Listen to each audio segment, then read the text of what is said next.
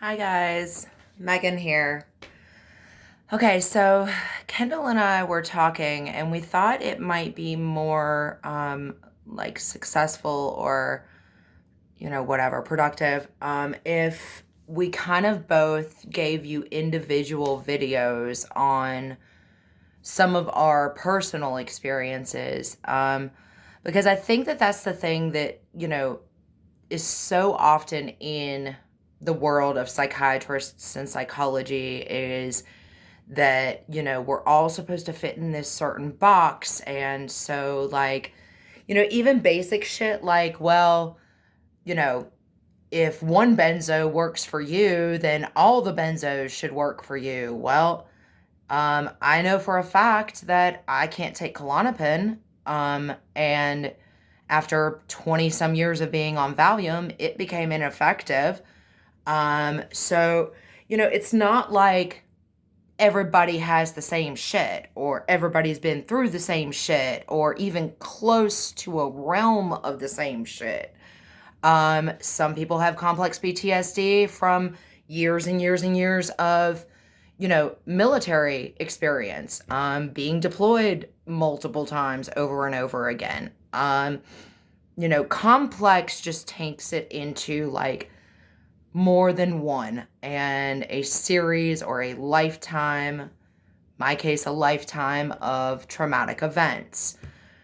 So, I figured since I had kind of referred to that stalker incident that I had when I was 26, I should probably go into a little more detail about that. Um, I'm going to let you do the math right now, but so that was 13 years ago for me. And I still don't really talk about very specific details. I don't really have much of a hard time like generalizing. Okay, anyway, here it goes. All right.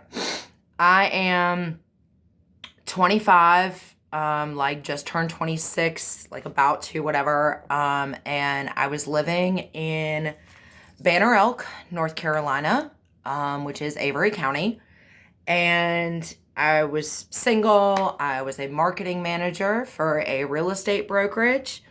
I don't know if you know or are familiar with little old Banner Elk, North Carolina, but it is where like the ski resorts are for North Carolina. So very touristy, yuppie, gorgeous.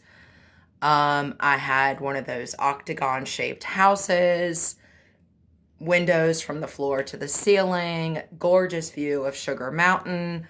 Work was right down at the bottom of the hill, at the only little one square that there is there, at the one three-way stoplight that there is there. And so I'm working, and one of the brokers told me that she knew this local guy, that would be great to date, whatever. All right. So I start dating this guy. He's, I don't know, like in his 30s, whatever. Great body. Lots of obvious pull like in the community. So like right at that time, it's like I only dated this dude for, I went on like 8 dates with him. It was a 2-month process and I saw him about once a week for that, 8 weeks. So at that time it's like fall, big tourists, restaurants are packed, all that kind of shit. And we would go to a restaurant and be immediately seated. And, so in my head, like, oh, wow, like, this dude is great, awesome. Now, he didn't have any education, like formal education, which is not a big deal, but, you know, is now a trigger for me. Anyway, so I'm thinking like this is great, whatever. Like the dude knows all the important people in town and great. I knew that his family had owned a lot of that property and through the years had sold it. They happened to own the only like well drilling company or some shit, and there's no city water there. And like everybody gets their houses drilled for wells. I don't know, whatever. So everything's great. Yay. Like, so he comes to spend the night. It was like the second or third time this dude has spent the night. And we wake up in the morning on November the 12th of 2007. And he was at my house. And so I had gotten up early. It was a work day. And I had already, I hadn't showered yet, but I had gotten my coffee and I had gotten back into bed and was sitting in bed watching the news while he was like kind of asleep, kind of not asleep over on my left-hand side. And the news was talking about how they stocked the creek. And I found this, for whatever reason, hilarious. Because it was like, newsworthy that Dutch Creek got stocked and like whatever. So I like hit him on the arm and in my best Southern slang am like, hey baby, they don't stock Dutch Creek. We about to go fishing today. And I think I'm funny. He proceeded to roll over, grab the 45 that he carried on him at all times off his side of the bed on the nightstand and put it to my forehead. And call me a crazy bitch. We had hardly any relationship. We had never clearly, obviously, had any argument at this point. Yeah, so now I'm sitting in my bed with a gun to my forehead and he's still like laying down, like he's. So, that was the day that I learned that when people, well, it wasn't the day I learned, but that was like the first time a gun had touched my forehead, especially in my own bed, while I'm sitting there with a cup of coffee in my pajamas. So I, without any thought, jumped straight up onto the bed, and start screaming as loud as I can. It was just my reaction. I don't know, whatever. Like, that's just who I am. And I immediately, so now I'm standing on the bed and he's still got this gun pointed at me and I'm flipping the fuck out on this dude. Who the fuck do you think you are? Get the fuck up out my house. That's all I remember. It's just me screaming over and over again. Get the fuck out of my house. Who the fuck are you? And I'm like, get the fuck out of here. So he stands up and now he's on the outs, the standing beside the bed. I'm still standing up on the bed, screaming profanities as loud as I fucking can. He's pointing the gun up at me still. And it felt like forever. It was probably maybe not even a minute, after he stood up or whatever. I never stopped. I mean, I'm steady. Get the fuck up out my fucking house, you stupid fuck. All right. I scared him. In hindsight, my reaction, I think, was not a normal reaction. So there was a long minute of him just standing there looking at me, pointing this gun at me looking down at him, screaming at the top of my fucking lungs, get the fuck up out of my house. And he finally, he's holding the gun like this, and he takes it and he lets it drop. And he's holding it, in his finger, by the trigger, hole or whatever. And so, he's standing like this now with his fucking gun dangling, and he just looks up at me, and he was like, Jesus Christ, you really are a fucking crazy bitch. And I never stop, get the fuck, you about to see crazy mother, get the fuck, All right, so I follow, we start walking out of the home. You have to go through the den. We get into the kitchen to the door that he'll go out of, stops in the kitchen, unloads all the fucking bullets, into my floor of my kitchen. I'm steady. I get him out the door. I call a good buddy of mine that lived, 5 or 10 minutes down the road. I tell him what happened. Oh, and as the dude was leaving, he tells me, if you let the police know, if you call anybody and let anybody know, then I am going to go to where your family lives and I'm going to kill your family. Okay. after I come back and kill you. All right. Well, and anybody that knows me and knows my life knows that I've never had the cops be there for me when I needed them anyway. So, and I'm not a cop caller, because it usually is pointless. Anyway, I call my buddy that lives a few minutes down the road. I tell him what happened, and I'm like, all I need you to do is sit outside to make sure this dude doesn't come back while I take my shower and I get ready and I go to work. All right. So I do that. We do that. I leave. I go down the hill to work.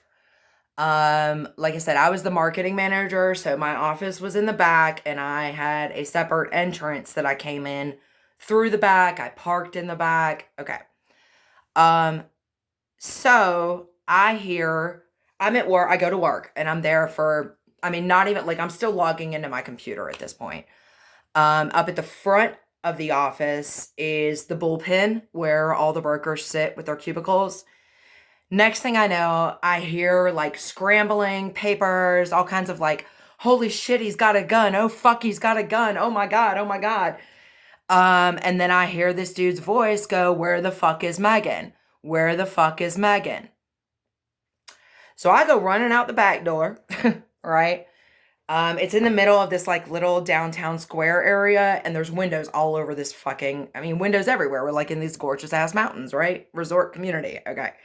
So I have to go like around like the outside of another, but long story short, I make it over to a condo that a girl that I worked with lived at that was like in the center of the town. And I run up to her, and I tell her what's going on. Okay. This point, like last I know, dude is still in the real estate office with a fucking gun, waving it around, asking where I am. Remember, all I did was pick on the fucking news for stalking a creek. All right.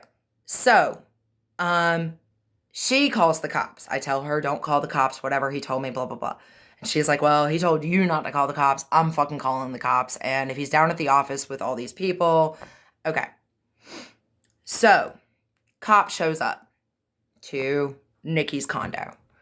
And I tell the dude like how the whole morning went, what ended up happening, and now he's at the office looking for me with a gun. I'm scared. I don't know what to do. Dude asks me his name. When I give him his name, he like stops taking notes immediately, and says, well, I didn't witness any of this, so there's really nothing that I can do for you. I said, well, I'm scared. Like, what do I do? From past experience, I've been scared in relationships and have received 50 Bs before.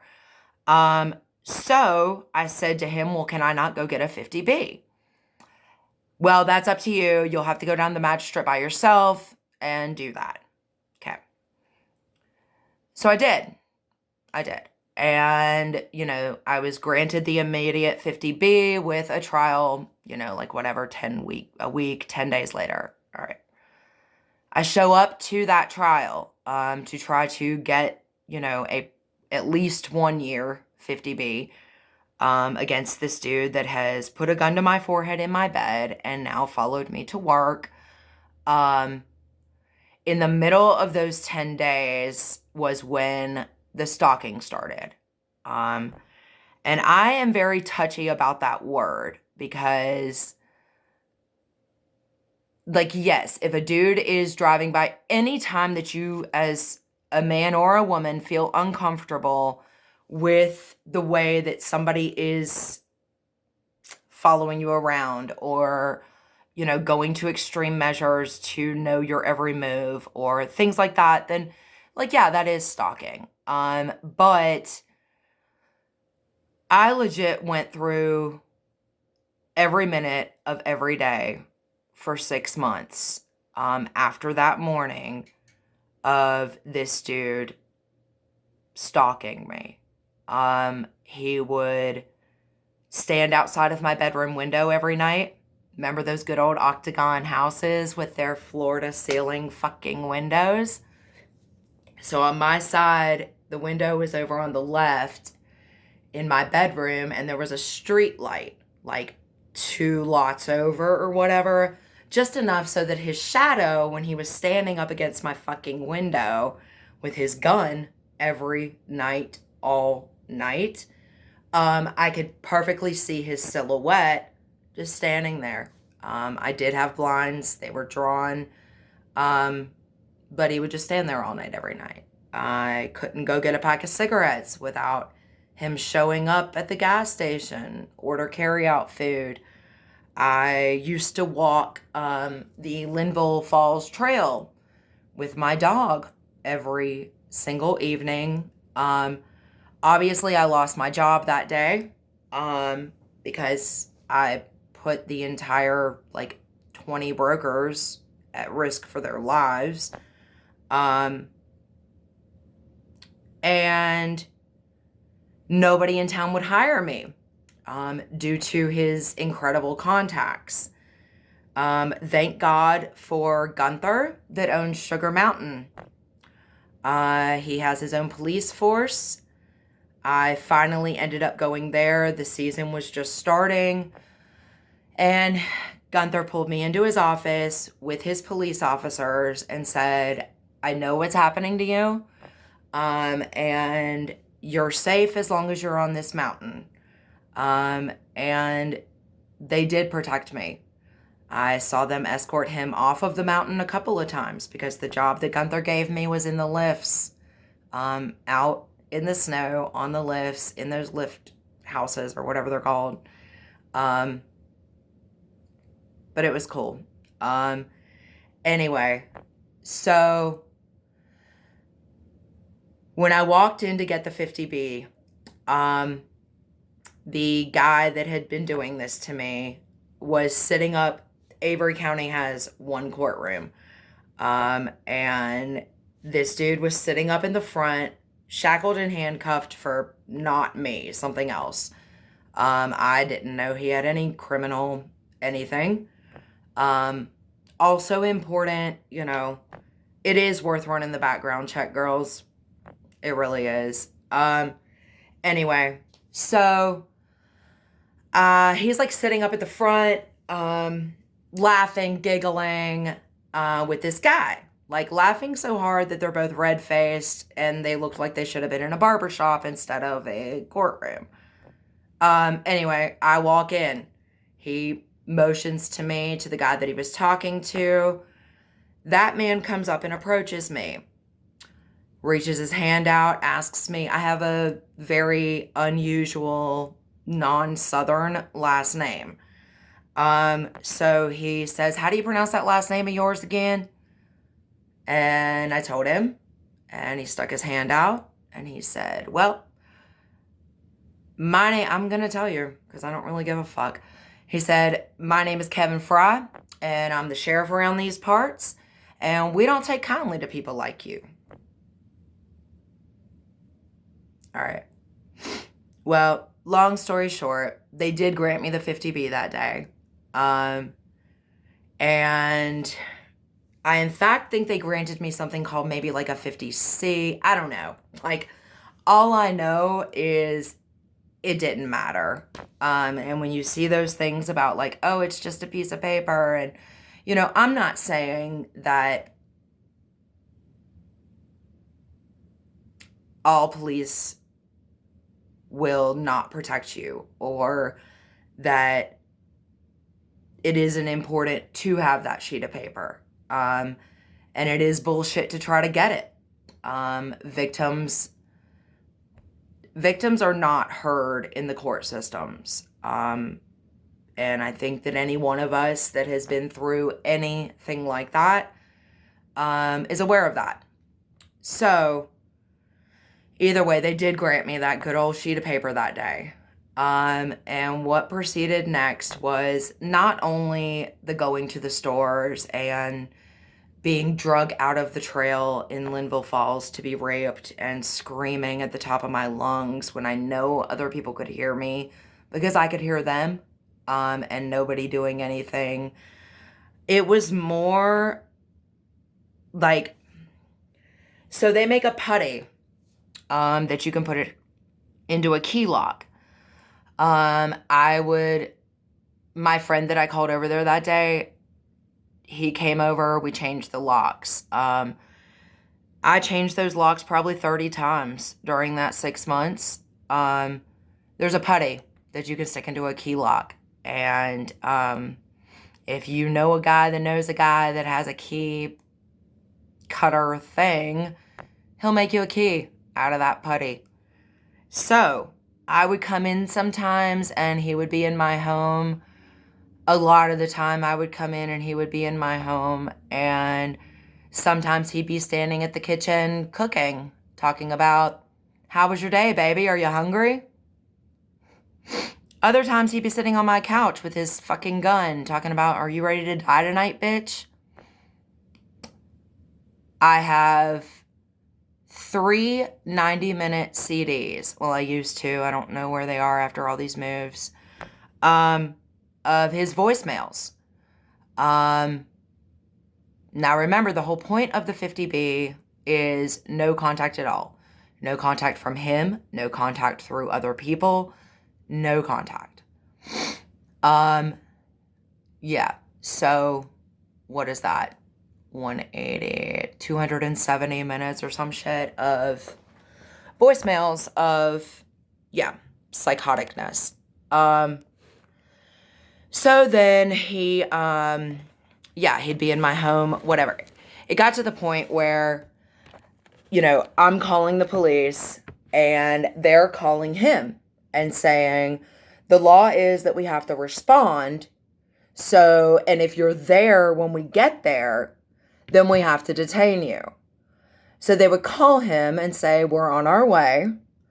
He would either call me or answer the phone while he was in front of me, if I could sneak away to call while he was there. Anyway, okay, well, it looks like you called the cops again. I'm gonna leave for about 10 or 15 minutes, let them show up, and then I'll be back, baby.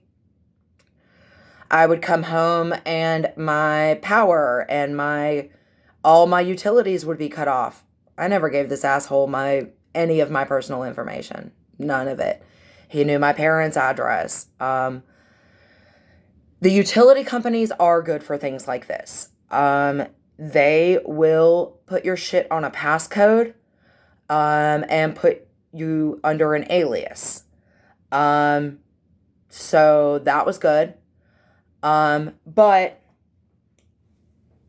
I just feel like people should be more aware that it can escalate really fucking fast. And you should, even though you're probably gonna be unsuccessful, you should go to the police. You should do the best that you can to leave a paper trail. That way, at least maybe for the next girl, right? Which, when people have money and they have power, what I learned through that experience was that the two most powerful people in a county are the elected sheriff and the clerk of courts, who also happens to be an elected official. They allowed him to put a $500 civil judgment against me for a headboard that he claimed that I stole, that I have no idea what the fuck he was talking about. Nobody cared. I still have that $500 civil judgment against me. And in fact, exactly, I think that the, restraining order that I got against him, I think that they set it for 10 years, because literally on the 10-year mark, I got a letter from an attorney asking if I had any assets. 10 years later, this dude is legit paying an attorney to try to get his completely illegitimate $500 out of me. I ended up moving to where I knew nobody. Did not think that he could follow me. I had no ties. Got a new job, put all of my utilities under an alias and a passcode, changed my phone number, blah, blah, blah, blah, blah, blah, blah. I was in my new place. I moved to the new place in like April, and it was, I think, like by October. I was sitting in my apartment on my new cell phone number, and I got a phone call. And he said, I love this new apartment, baby. It's really cute. And for whatever reason, when I moved there, Avery County was the one that was corrupt. And the reason that they were corrupt was because his family, not only, did they own most of the property, therefore they're responsible for electing these guys into office and making sure that they not only get their paychecks, but their little side bullshit, which seems to run our judicial system these days. It's all about backdoor deals, and, the laws are good if they're adhered to. The problem is that they really aren't. You pay this guy, you got a little money here, you got a little money there. That judge needs an election or a conviction, what the fuck ever. And bada boom, bada bing. The bad guys get to do whatever they want, and the victims get treated like the attackers or the abusers.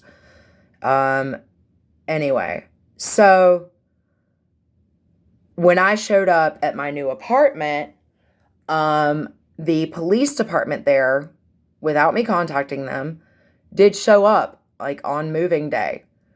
Came knocking on my door and said, we are aware of the situation. I had contacted the SBI just because of the corruption and the fact that I was scared I was going to die because of this motherfucker, and that the Avery County Police Department refused and, clearly did not give a shit if this dude killed me. But I knew that if I were to protect myself and I were to shoot him, I would have gone to prison for the rest of my life. And that would have been it. So the police did show up at my new city, which was a very large city. And they said, Megan, you are within our city limits now, and we are aware of what's happening to you. If he does show up here, please call us, and we will be here immediately, and he will be going to prison. Great, thanks. So when I got that phone call that day, I went running outside, and as soon as I heard his voice, and he was like, this is a cute little apartment you got here, baby. I jumped up. I went running outside into the parking lot. It was an apartment complex, and I saw his truck. As I'm running outside, I'm like, motherfucker, you in a city now. Like, I've already talked to these cops don't give a fuck who you are and who Avery County is. And so as I'm running outside, I see his truck pull out. I don't know how he found me. Then, 10 years later, he's wanting his $500. So that's my story, or the sum of it. I could tell you about every minute of every day. I could tell you, the triggers that it gave me. I now have, in fact, honestly, every time in my life that I have been attacked to a point of fear, has 100%, which I'm going to say this, and you know what? This is my personal experience. This does not mean that I think that every person that fits this stereotype is a predator. This does not mean that I am generalizing as a whole. What I'm saying is that in my experience, the only people that have ever felt that they were entitled to treat me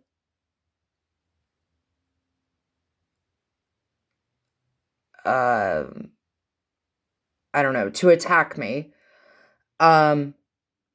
were white guys that have very little education, that are usually Southern, they're always Southern redneck mentality, poor grammar. Somewhere along the line, these guys got some entitlement, and in their little bodunk towns, they're allowed to behave however they want. Like right now, I'm dealing with a landlord that handed me an eviction notice 17 days after I moved in. Because for the first 2 weeks after I moved in, he found excuses to show up here, to make sexual advances at me. I politely declined his offers, even though his wife is cool with it, and like, call my wife, she's so cool with me trying to fuck you. And, I don't really care about your, polygamous relationship or how much of a shit show your marriage is. I don't want to have anything to do with that. And that's my right. Anyway, yeah. Now I'm going through eviction, and I have all of his text messages. I have all of the things. And I try to let the courts here know that he's a predator also, just, so that they know. Not because I want this guy to sit in jail. I don't want, look, if I tried to take every asshole that harassed me or grabbed my ass uninvited or made some lewd ass comment or, pinned me up against a fucking wall or raped me or any of those things, I wouldn't have time to live life. But I do think that it's important that there's a record. But after looking at all of the things, they also denied me any sort of court at all to acknowledge who this guy is and his abuse of power as a landlord to become a sexual predator. And the fact that he has no problem becoming violent when sexually rejected, not to mention like attempting in every way he can to destroy my life. Been a renter for 22 years, never had an eviction notice, never even not gotten my deposit back that I can remember.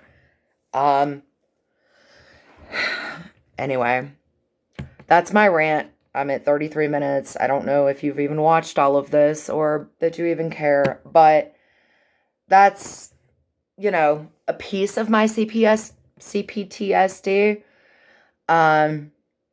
And it's a big piece of it. But it's not even close. Honestly, that relationship and the reason I ended up in it was because of the way that I was taught by my parents. But okay, so yeah, there's that. I don't even know if I'm going to use all of this. It's really long and I feel like I rambled. And I don't know that anybody really cares. But I also think it's important that people understand and people hear other people talk about their stories. And again, we're just trying to normalize this shit as much as we can. So there's that 6 months of my 26th year. Love y'all.